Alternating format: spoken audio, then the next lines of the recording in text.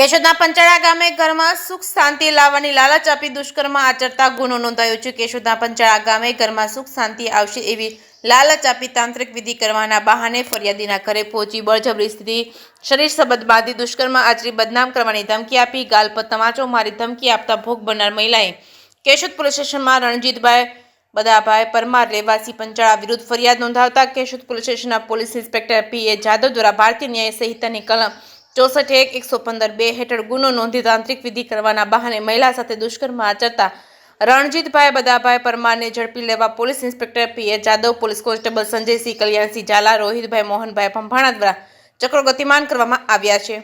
જે કેસની ગુજરાતી સાથે રાજુ પંડ્યા, કેશોદ. કેશોદ પોલીસ સ્ટેશન વિસ્તારના પંચાળા ગામનો એક બનાવ જાહેર થયેલ છે. બનાવની વિગતો જોઈએ તો પંચાળા ગામના એક મહિલા વસવાટ કરે છે.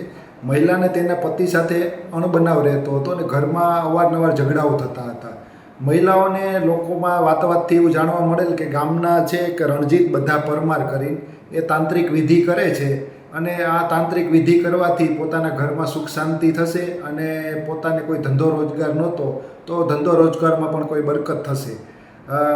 આ પ્રકારના પ્રભાવમાં આવી અને મહિલાએ આ જે તાંત્રિક છે રણજીત બધા પરમાર તેમને રૂબરૂ મળી અને એવું પૂછ્યું કે ભાઈ તમે મારે તે તાંત્રિક વિધિ કરી આપશો જેથી મારા ઘરમાં સુખ શાંતિ થઈ જાય અને મારા ઘરમાં ધંધા રોજગારમાં બરકત આપે. આ રણજીત બધા પરમારે મહિલાને પોતાની જાળમાં ફસાવી અને કીધું કે આજે રાત્રે હું 10 વાગે આસપાસ આપના ઘરે આવીશ અને તાંત્રિક વિધિ કરી આપીશ જેથી તમારા ઘરમાં સુખ શાંતિ થઈ જશે. આ આરોપી છે એ મહિલાને ઘરે રાત્રે 10:30 વાગે જ્યારે મહિલાના પતિ જમી પરવારી અને બહાર ગયેલ ત્યારે તેમના ઘરે જયેલ અને તાંત્રિક વિધિ શરૂ કરેલ અને આ તાંત્રિક વિધિ શરૂ કરવાને બહાને એણે મહિલાને ઘરમાં અંદરથી જે દરવાજો બંધ કરી અને મહિલા ઉપર બળજબરી કરી અને શારીરિક સંબંધ બાંધેલ.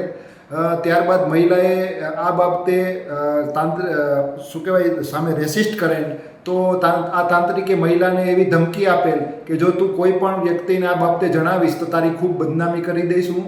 જેથી આ મહિલાએ જે તે સમયે તે દિવસે તો જાહેરાત ના